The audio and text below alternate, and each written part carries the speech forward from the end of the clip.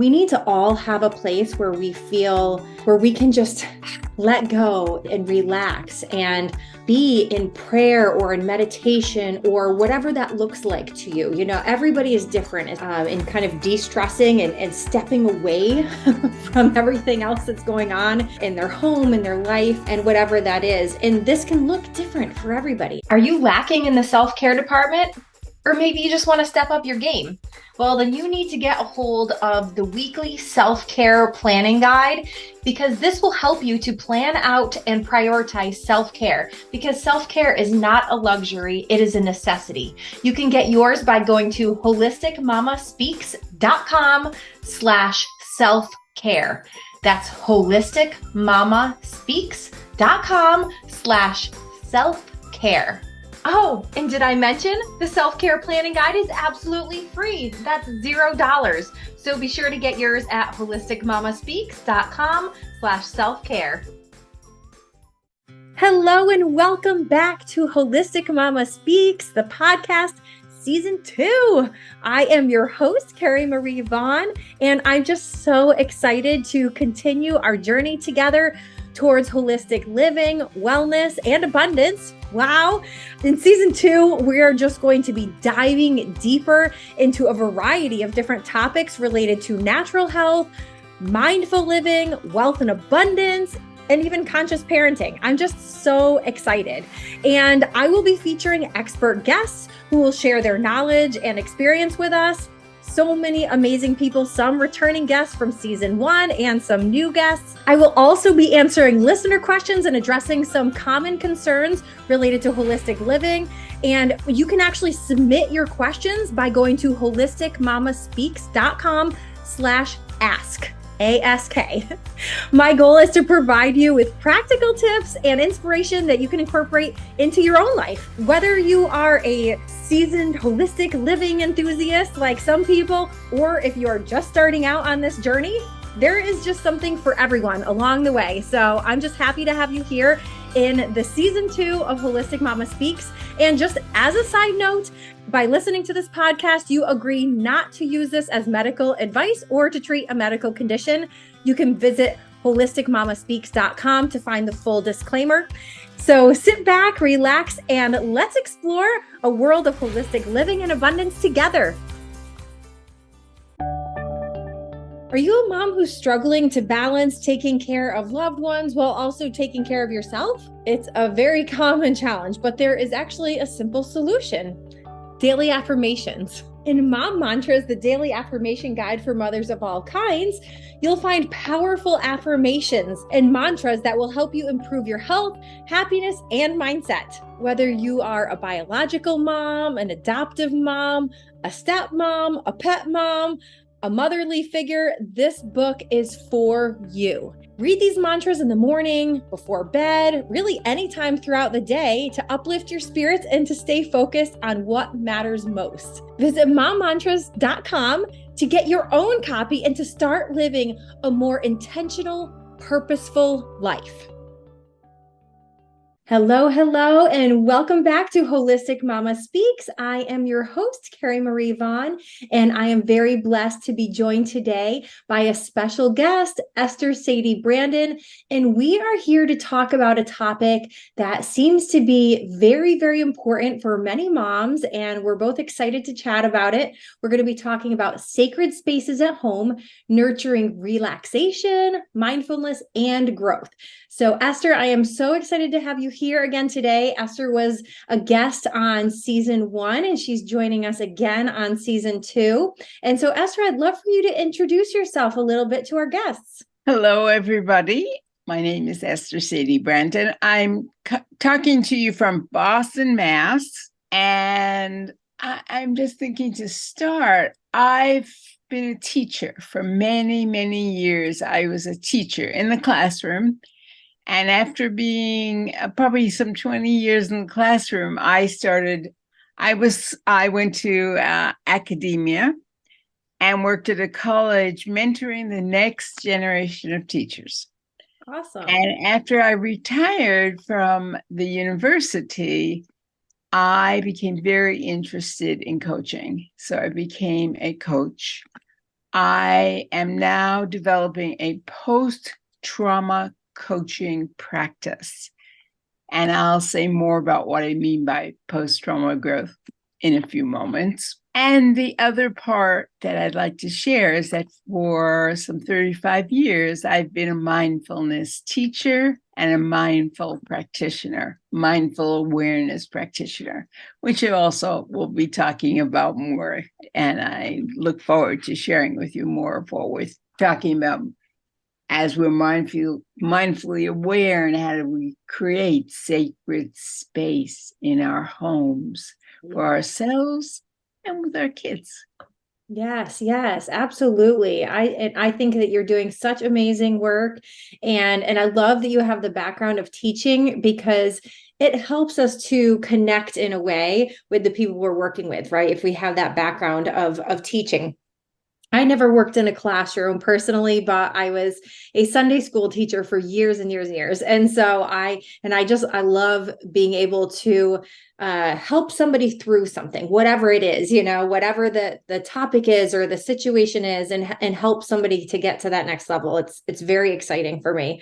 And I am very excited to talk about sacred spaces at home, because we need to all have a place where we can just let go and relax and be in prayer or in meditation or whatever that looks like to you. Everybody is different as far as what is very helpful to them in kind of de-stressing and stepping away from everything else that's going on in their home, in their life, and whatever that is. And this can look different for everybody. It doesn't necessarily mean you have to have a whole entire room built specifically for this purpose. That would be, that's very difficult in many people's households. And we, of course, most people share the space with people, a spouse, children, sometimes parents, sometimes, other people who live in our homes. And so finding this sacred space where you can relax is extremely important. So Esther, I'd love for you to talk a little bit about just you personally, as far as how you have found space in your own home, to find this space of relaxation, a place where you are comfortable and can practice mindfulness, but then also a little bit about how you help some of your clients to do the same. I'd like to start with something that may seem a little unusual, but I'd like to start by pausing for just a moment, because of course we don't know who we're talking to, but I am imagining many people who are listening. But just to pause just for a moment and just think about your own definition or image, imagining what is your sacred space in your home. And the other thought seed I want to just invite you to think about is, yes, we need that external space that we can feel, we can relax in, it can feel sacred. I think another place is inside ourselves. How do we open that space, that sacred space, inside ourselves, even when the outside may be filled with all sorts of commotion? How do we turn inward and create the sacred space in ourselves? And not to answer that question. Yes. Just to pause and take a moment and think about. I just want to invite you to think about that. And then we'll, of course, chat more about how I do that. And I'd like to just invite everybody to pause and think about it for just a moment. What does sacred space mean to you? How do you imagine it? The outside and the inside. And not to make this mysterious, something I've practiced for many, many years with myself, but with many, many others, my clients, and for many years, my student teachers, and for many years, my little ones, when I was teaching toddlers and 3-year-olds and 4-year-olds, and then elementary school. And so much of creating that inside space is just starting with your breath. Breath is very powerful. Very powerful. If we just not just take the breath, but intentionally choose to stand still for a moment. And it doesn't have to be a long time. Yep. It could be just that cup of coffee or the time that you're taking your shower and nobody's talking to you and the kids are not asking you 14 questions, or they've even gone to school or they're at daycare. And for just a few minutes, something I've thought about for a long time comes from a poet who I love. His name is Rumi, and he's an ancient poet from I think 1400s, a long time ago. And one of the things he said was, what is important is to visit with ourselves every day. And how we visit with ourselves is finding that, to me, is very connected with finding that sacred space. Yeah, absolutely. I agree. I didn't used to take the time. And I have found that once I did start taking the time, it made a huge difference. And for me, I love starting my day like that. I love starting my day. I find a little space. I used to go in a different room, but now I use my bedroom, and I have a whole little setup that I do with my pillows and my blankets so that it's special just for me. It's not the same as when I'm sleeping in my bed or in my room to get ready for the day or anything like that. I make it special for my time to sit in quiet and peace, deep breathing, prayer, meditation. Sometimes I'll stay there for longer and read some books, listen to books on audio. I do red light therapy sitting there sometimes, but it's a time for me to just be with myself, be with God, be with, just my breath and in silence. It's really amazing. And I highly encourage many people to do that if they can, and sometimes your time is limited, and that's okay. And like you were saying, Esther, you only need a few minutes.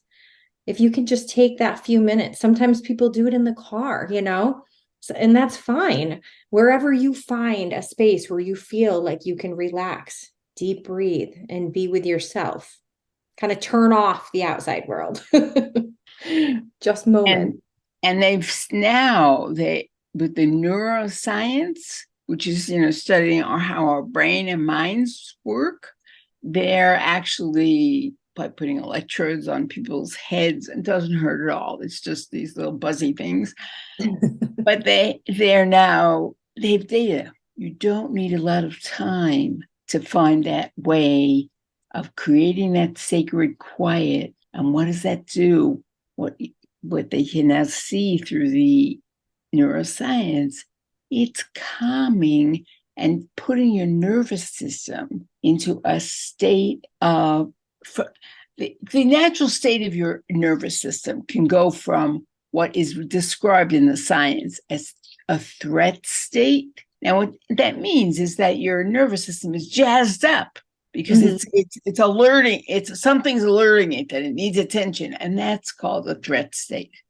But then, how do we move into a safe space? When you do what you're describing, whatever the pillows, however they're comforting you, they're creating and putting your nervous system into a safe mode, a safe state. And when you're in that safe state, what does that mean? It means that you're easily regulating the waves of emotions so that you can then feel safe, feel like you can be settled, and you can think more clearly. Yeah, absolutely. It makes a huge difference on how you interact with people and how you react. When you're able to get yourself into that calm state on a regular basis, you'll notice a huge difference. Things that used to bother you or that you used to get anxious about, not so bad anymore. Doesn't happen overnight, of course. You can't do some deep breathing one time and everything is perfect. but the consistency of it and being able to do this on a regular basis and just bring, like you were saying, that nervous system down a notch so that it's not in that threat alert state anymore, is just incredible. You just said two phrases that I think are so important and so wise. Consistent. You can't do it one time. This has to be repetitive. Taking and thinking about your breath is your best friend. Make friends with your breath. And it's natural. Of course, we're going to go into that kind of hyper alert state. We're human. But if we can then practice on a regular basis, taking those breaths, and as we said at the beginning, just for a minute or so, not for 45 minutes. If you can do it for 45, great. But we can't imagine that right now. Let's work with the regular doing of it, making it a practice, a good practice. The more you practice, then when you go into those different, whatever's going on during the day and things are pushing you out of the calm place, it's a lot easier to go back to calm. Because you've had your muscles and your nervous system have had all this practice. It's just like doing a muscle in your arms. Yeah, exactly. Everything takes practice, and it should almost become habit too, just part of our routine, that we get into a routine of, okay, we're feeling ourselves getting worked up over something. Let's take a moment, take some deep breaths and calm things down. If that becomes habit, oh my goodness, wow, there's going to be a huge change. Well, think about, I don't know how many years ago, who knows, but we didn't always brush our teeth, I'm sure. But then we started to learn the importance of brushing our teeth every morning, and usually more than every morning, every 2-3 times a day. We brush our teeth. And then we got very significantly different health in our mouths. Our teeth a lot of us have good teeth for a long time. Yes. Just like we brush our teeth, we need to brush our minds. Not brush our minds, but metaphorically, do the same thing. Do that routine for our minds and our nervous system, just like we do for our teeth. It's like a good practice. Exactly. Yes, I love that you use that as an example, because that's so perfect. We all brush our teeth every morning, every afternoon, every night. So why not do a few deep breaths right along with that? You can pair it. They say the habit pairing, as you're getting used to doing a new practice, you pair it with something else that you do regularly. So why not? Brushing your teeth. You do it 2 or 3 times a day, if not more. I know I work from home, and so I find myself going in and brushing my teeth even more regularly. Like, oh, feeling a little dirty, I got to go brush my teeth. So it's the same thing. Oh, I'm feeling a little stressed, let me do a deep breathing. I love that you use that as an example, Esther. Well, it's something I think about. and so much, I think the other thing that I would put out to people is that what we're doing when we're taking that breath and we're calming our nervous system, as we've been talking about, we're bringing ourselves to the present moment. And the breath can be our best friend. But sometimes the breath isn't the tool. Sometimes it doesn't work for some people. So sometimes other ways to do this is just to think about your 5 senses. And when you get to that high alert, jazzed up threat play, when you get anxious and nervous, also just think about your senses. And then you can just ground yourself in your chair, or if you can't sit down, just stand still and pause and look around the room. Use your eyes to just notice pleasant things, because that's also going to do the same kind of it brings you to the present. Mm-hmm. And if you're not, if you're more tuned into ears and sound, pause, listen for pleasant sounds, or even smells. Yeah. Or some people might even like touch, even just touching your hands gently. It's a lovely way to ground yourself and come to the present. Whatever works best for you. Yeah, absolutely. And some people do tapping, tapping helps them, tapping on different points. Yeah. And it's really, finding that thing that works for you to be able to relax. And going back to, finding a sacred place in your home, a sacred space in your home doesn't necessarily have to be in your bedroom. It could be even, I know some people who like to sit in a dark closet. They have a closet that's very comfortable. They have it all set up with a blanket and pillows, and that's their little space where they can hide away. It almost seems like when you're a little child and you have a little hideout, you're and so it's kind of like your little hideout to be able to relax or to practice different forms of mindfulness and to to say a little prayer, just step aside for a few moments. But also it can be a space for growth. Maybe there are some things that you want to work on in yourself. Maybe you want to improve in different areas, and that can be a time when you can sit and think about it. Or maybe it's listening to a guided meditation or prayer. Maybe it's listening to an audiobook, but it's a time where you can work on growing those different areas that you want to strengthen your skills in. And, maybe it's relationships, or how you handle different situations, anything like that you could do in the space that you feel comfortable. And that doesn't necessarily have to be in the home. I sometimes like to sit in my yard. If it's a nice day out, that's my space to be in nature. Nature is a sacred space for me. But it doesn't, I don't know about you, Esther, but we've had lots of rain this year. And so I haven't been spending quite as much time in the morning outside as I would like. I don't sit in the grass because it's sopping wet. But if you're able to get outside, that could also be another place. It's wherever you feel comfortable and wherever you feel at peace. Do you have a place like that in your home or nearby? Well, I live in the city, but I'm so resonating with your talking about being in nature and connecting with nature and how we're really part of nature. Mm-hmm. But I live in the city. So sometimes what I sometimes do is I feel very blessed because I have one huge tree that the city of Boston planted in front of my house almost 20 years ago now. So it's a beautiful blossoming tree. And I could sit in my front parlor. I have a certain chair and I just face the tree. And that is a sacred place. Oh, that sounds beautiful. Especially now because we've had so much rain. So it's very, very lush. Ooh, awesome. Oh yeah, our plants are loving the rain. Everything is green. But I wanted to go back a moment because I think the word mindfulness can sometimes be, well, what is that?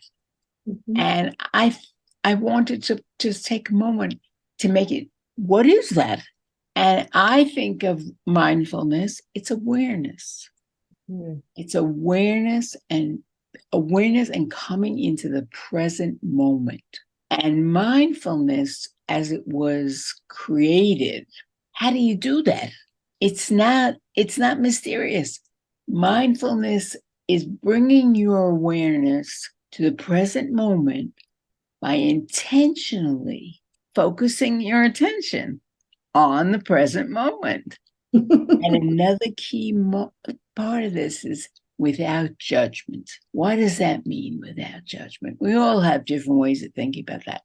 I think of without judgment with kindness and compassion to yourself, because then you can open your heart and bring that kindness and compassion to your world, to your loved ones, to your friends, to your colleagues, to your world. Yes. Oh, I love the way that you described that. That sounds so awesome. And that's so true. That is so what mindfulness is literally being aware of the present moment. And I love how you're saying to be compassionate about yourself, without judgment. I'm always saying, give yourself grace. Don't be too hard on yourself because there's no point in that. There's nothing that we can do to go back and change the past. So just give yourself grace and pay attention to right now, what's happening, and just be aware. Being aware is so important on so many different levels. I feel like so many times, especially as busy moms, we get caught up in just running, running, running, going from one thing to another. And we're literally not even aware of what's happening. We forget to think because we're just doing. We forget to think. So I love that the way that you describe that. It just sounds so special. And it should be a special moment. And to also what you just said is so wise, because as moms, we have to do. That's very smart. We have to make sure people are fed and are safe and are loved. This is a full-time moment to moment thing. Yeah. But what we can do is, again, that pause for that moment of sacred space, which then can nourish that ability to be aware. And the other thing I think that's coming to my mind that I think is very important is to be gentle and kind with ourselves. When we get carried away and we're lost, or we're carried away by judgment, that's going to happen. That's part of being human. Yeah. For moms, for all of us, it's part of being human. So it's remembering that sometimes we'll get carried away, and the moment we remember, that's the moment of awareness. And in that moment, not to judge ourselves, to be kind in that moment. Say, oh, I was all over the place. I'm back.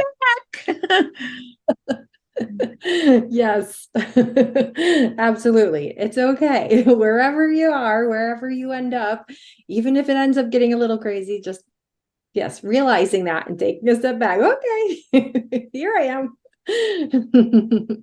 Yes, And for you sure. said something very important about 10 minutes ago. That this doesn't happen all of a sudden. You have to be patient with yourself and slowly, patiently.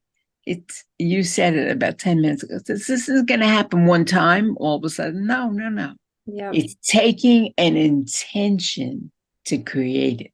Yes, absolutely. And I feel like the way that so much of society is instant gratification and go, go, go all the time.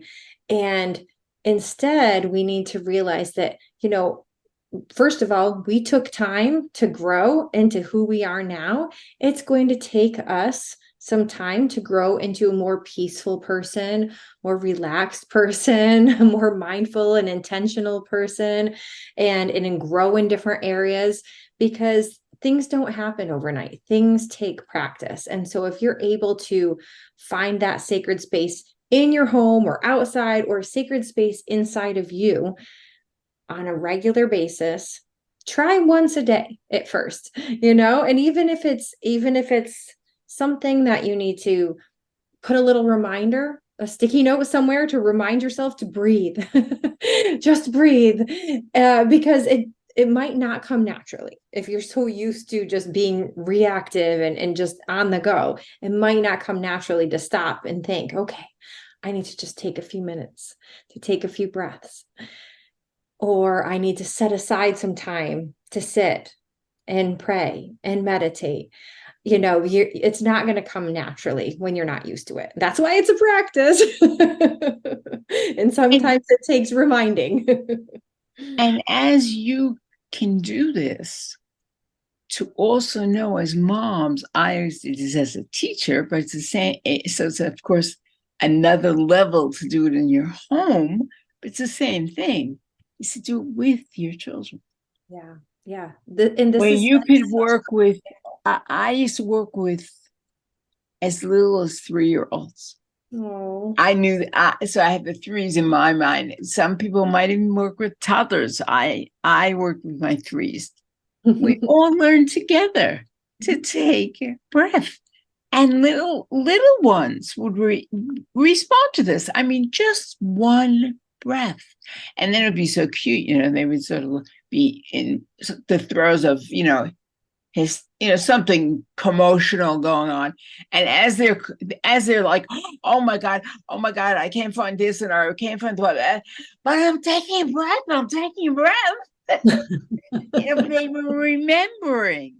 Yeah. And then of course you give them a warm hug and you help them calm their body and so they can take a real slow breath. Mm-hmm. Yeah. But you are so right that you brought that up. I love that you're recommending that they work with their children with this as well, because that's so important. Then you're teaching the children at a younger age, even if you have older kids, to just stop for a moment and to take deep breaths, or to find that space where they feel like that they can be calm.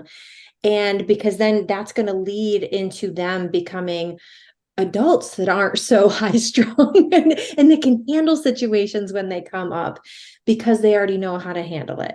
And so if we're teaching our children or those around us, we're setting this example, and again, at first, let them know it's going to take some time. We're not used to doing this. We're going to practice together and we're going to learn how to do this together.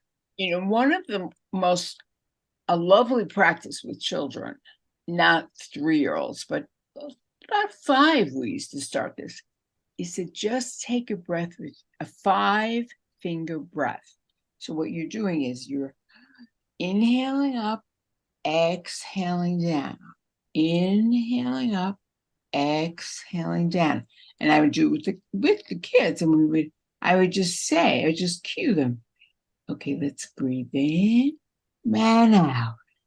Breathe in and out. And breathe in and out. Breathe in and out. And breathe in and out. And they always have their hand. Yeah. They can always place their hand whenever they're worked up. If it's over a situation at school, that's perfect. What a great way to help them. A 5-finger breath. That's awesome. Well, thank you for sharing that. That'll be really handy. And I think, it's something that kids can do, but also adults can do. Oh, I do it all the time. And with the little ones, it's taking things like taking a feather or a cotton ball and just blowing it, and just because it's concrete, they can see it happen. And then you breathe in, and then you breathe out, and you blow the little cotton ball. Oh. And then you breathe in, and of course you do it slowly with them. Yeah, help them to go with their pace, but then try to see if they can go a little slower. So that with a cotton ball or with a feather or a piece of paper, then you could, those are things that I'm just remembering doing with the little ones. That's so cool. Well, thank you so much for sharing that. That's an extra little bonus and extra little tip for those who have little ones. That's so wonderful. Oh my goodness. Well, Esther, thank you so much for joining me today. This has been such an amazing discussion. And I really do think that, that what we chatted about today will help a lot of people. And thank you for sharing those tips. Those were awesome. Can't wait to start implementing some of those myself. And do you have any other closing words before we hop off? Just, it's been a pleasure talking with you. And it's a pleasure to talk with all the people out there. I look forward to getting to know more of you in the community. Well, thank you so much. I hope you have an amazing rest of your day. Take care. Thanks, you too. Thank you so much for listening. It has been a pleasure being with you today. I hope that you enjoyed this and got some value out of it. If you did, be sure to rate and review on wherever you're listening or watching. And also be sure to follow us on Facebook and Instagram. Thank you so much and have a great rest of your day.